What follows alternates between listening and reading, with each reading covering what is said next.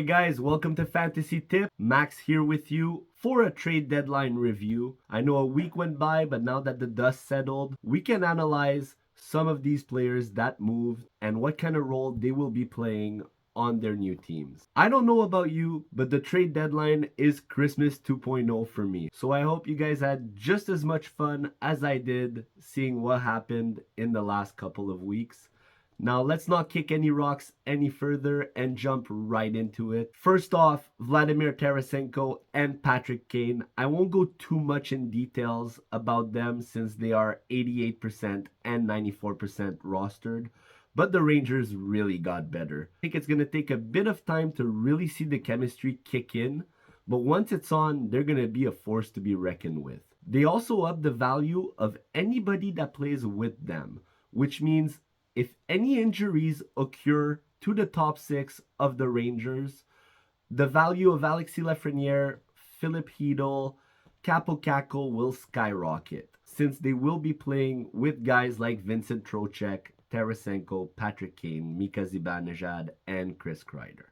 Now that we're done talking about the two biggest names of the deadline, let's talk about another big one, Ryan O'Reilly. Ryan O'Reilly is a guy who underwent successful surgery for his broken finger 2 days ago. He will be out for 4 weeks. He's officially a drop, and even if you hear news that he might be back for fantasy finals, my experience tells me do not hold a lingering IR guy, especially not a guy who just got surgery. Toronto will not rush him back by season's end. So my advice to you is simply drop him. If you have room on your IR, of course, keep him there. But if you get other injuries that will be a little more short term, you can drop O'Reilly and don't feel bad about it. Now let's jump into the forwards that changed address and that could be making a big impact with their new team. First, we have Tyler Bertuzzi, 4 goals, 11 assists, 15 points in 32 games. What an underwhelming season following his 30 goals from last year. As of right now, he will be getting a chance on the Boston Bruins second line with David Krejci and David Pastrnak. If they can build chemistry quickly and he can stay in the top 6, Bertuzzi can end up being a terrific add for the fantasy playoffs, especially with Taylor Hall out. Tanner Jeannot, a hit machine. Great energy player, 3 points with 23 hits in 6 games since being acquired, including a shorthanded point. Worth noting that he does not play any power play time, but still a solid player. Yevgeny Dadonov has been amazing since arriving in Dallas. He's got 2 goals, 3 assists, 5 points, +5, 14 shots, including a power play point in 6 games. Plays on the second line with Jamie Benn and Johnston, the rookie, and he's also at the point on the PP2. He is way better in Dallas than he was in Montreal, let me tell you that much. Right after, we have Nick Bjugstad. Here's a fantasy player I adore. Wins faceoffs, throws his 6'6" body around. He started off on the Oilers' 4th line and already has been upgraded to the 3rd line role. I can see him eventually take Ryan McLeod's spot on the PP2, and I can even see him become a winger for Draisaitl or McDavid if guys like Yamamoto doesn't produce, or if the Oilers coaching staff wants to even out the top 9. They could put RNH on the 3rd and place Bjugstad in a top 6 role. Anything can happen here. He isn't sure value, but I'm tempted to roll the dice on Bjugstad for fantasy playoffs. Another guy going to Dallas, Max Domi. A goal and an assist in 3 games since arriving in Texas. He will have a lot less opportunities in Dallas than he did with Chicago, but he will also be playing with way better players. Right now, he's on the 3rd line and 2nd power play. I would watch the next week or so because he potentially could become a drop during fantasy playoffs. I know he is 53% rostered at the moment, but he's not first in line for the best offensive opportunities in Dallas. Better monitor Domi. We also have Garnet Hathaway that was part of that massive deal between Boston and Washington. A good depth piece. His value didn't increase, nor did it decrease. Solid on hits with 17 since being acquired. also got 3 points in 7 games. And finally, Vladislav Namestnikov.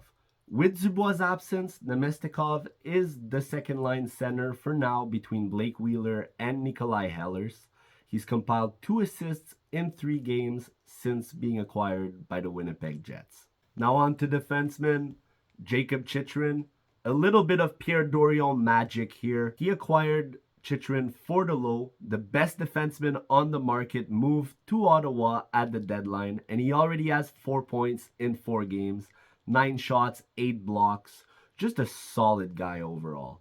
So if you're in a shallow league, he's still available, or if your trade deadline hasn't passed, I think Jacob Chychrun is sure value for the fantasy playoffs.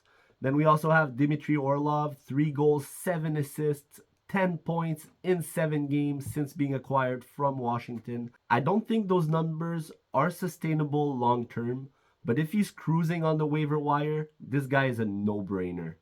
Probably my favorite streamer on this list, Rasmus Sandin. I think he's a sneaky stream at 43%. He's got 4 points in 4 games for the Caps, but more importantly, he's played 29 minutes, 58 seconds last game. That could be a sign of what's to come until the end of the year, considering the Washington Capitals have a lot of injuries and decided to sell at the deadline. Next, Shane Gostisbehere, a goal, 3 assists, 4 points in 4 games since being acquired by the Canes. I don't think he'll finish the season to a point per game player, but he's now on a deep Stanley Cup contending team. So you don't have to worry about his plus minus anymore. That's the best thing about Shane. No hits, no blocks, just a bunch of shots since he's in Carolina. If he doesn't produce offensively, he may be a liability. This is a medium risk, high reward type of scenario. At 59%, Gostisbehere is good value for the fantasy playoffs. John Klingberg joined a wild group that has some significant injuries. He leads the PP1 but is still scoreless after 3 games. His time may come when you need it the most. We also have Philip Hronek. It's a mystery if Hronek will give out similar numbers to when he was in Detroit, when he's back with his new team. I actually have a good feeling about his future production with the Canucks, considering how many injuries they have on defense at the moment. If you haven't looked, go look at Daily Faceoff. It's quite sad. If he's available in your league, don't be shy to take a shot at him. He'll probably be paired up with Quinn Hughes when he's back. We may be looking at a lot of points here. Here's an unpopular opinion for some. I think Ekholm is a way better player for his team than in fantasy hockey. With that being said, he's still playing on the most dangerous offensive team in the league. If he can be more consistent with blocks, he could be an excellent addition for the fantasy playoffs, especially at 24% rostered. We also have the best hitting defenseman in the NHL that is now on the Toronto Maple Leafs. Expect 10-15 minute games with lots of peripherals. Amazing for Cats League. He also has 21 points in 57 games. And finally, Jake McCabe. Super reliable defenseman with 129 hits and 120 blocks, 20 points and a miraculous +7 since he was on the Chicago Blackhawks before the deadline. He moved to Toronto and he plays over 20 minutes a game right now. Like I said, super reliable. Now let's jump into some guys that moved at the deadline but will have no impact for fantasy playoffs. First, Jesse Puljujarvi. I love the kid. I hope his career rejuvenate at some point. But even with injuries to Kase and Max Pacioretty, Puljujarvi doesn't even crack his new team's lineup. To the 3% of people holding, he's a drop. We also have Nick Bonino, who underwent surgery. He will probably be out for the remainder of the fantasy season. You ain't missing out on much. Lars Eller went from third line center on a very good team to third line center on the Stanley Cup champions. Expect face-off wins, shorthanded usage, and possibly a lower point projection than we're used to from him. Patrick Brown, putting him in the Mr. Irrelevant category, but in one game he got a goal, 6 face-offs, 1 shot, and 1 hit. plays with Mathieu Joseph and Dylan Gambrell, forming an energy line. I'm not entirely familiar with Patrick Brown's game, but he's off to a good start in Ottawa. Noel Achery, fourth line winger with Toronto. Less opportunities than in St. Louis. He is now on the wing, so will not be winning as much faceoffs as we're used to. He's also not hitting as frequently. I had to drop him. I think he's a drop at this point in most leagues, even for banger leagues. Thank you for your service, but there is now better out there. And finally, Matt Nieto, fourth line, lower role, not a lot of peripherals, nothing to show here. We also have Marcus Johansson, 1 assist in 4 games since getting there, 9 shots, no hits, and 1 block. That is definitely not good enough for fantasy hockey. Teddy Bluger, now in Vegas, 2 assists in 4 games, at least has a face-off and a hit in each game played since being acquired. Still think there are better options out there. We have Oscar Sundqvist, 2 assists in 2 games, third line with Frédéric Gaudreau and Marcus Foligno, also plays on the PP2 for now. Worth noting, Kaprizov is injured and he might lose his power play spot when Kirill is back. Gustav Nyquist still hasn't started skating yet. Keep monitoring him to see where he ends up in the lineup, especially if he comes back before Kaprizov. He might get top 6 utilization and could be a decent short-term stream for the fantasy playoffs. And Curtis Lazar, Rasmus Asplund, a couple of fourth liners on New Jersey and Nashville shouldn't be relevant much even for deep leagues. Now let's jump into my favorite players that changed address last week. You can call them league winners if you want to. Please don't crucify me if they end up injured or don't produce. But I have a lot of confidence in those guys, especially the first 2. Anthony Beauvillier is the first one. First line minutes with Elias Pettersson and Andrei Kuzmenko. He's been playing so well since he's been acquired on January 30th that he's on the PP1 over offensive players Connor Garland and Brock Besser. He's got 13 points in the last month, including 3 power play goals. That's in 15 games with his new team. The second guy is Ivan Barbashev, now owned at 40%. Barbashev has really cemented his top line spot in Vegas alongside Jack Eichel. Lucky for us fantasy owners, Jonathan Marchessault now completes the line instead of Paul Cotter, which means more offense. That's great for us because Barbashev can take care of secondary scoring by himself. Just look at his 149 hits on the season. The third guy I want to talk about is Jakub Vrana.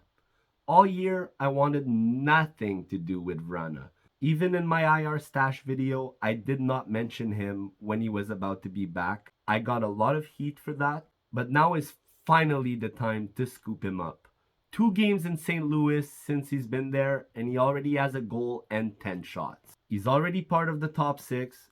He is on the PP1, and at 17% rostered, grab him right in time for the playoffs. And finally, Jordan Greenway. He is now on the Buffalo Sabres' first line with highly skilled players Tage Thompson and Jeff Skinner.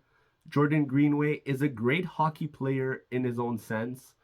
His skills don't always translate well to fantasy hockey, but right now, he's in a phenomenal spot, and it cannot be ignored. Not calling him a league winner yet, it's a far reach. He's 1% rostered, but he's definitely worth to keep an eye out. If he can cement his place on that Buffalo first line, and Alex Tuck can go on the second line when he's back from injury, Jordan Greenway could be a steal for the fantasy playoffs. And finally, I will finish off with 3 guys who I'll call them unsure value.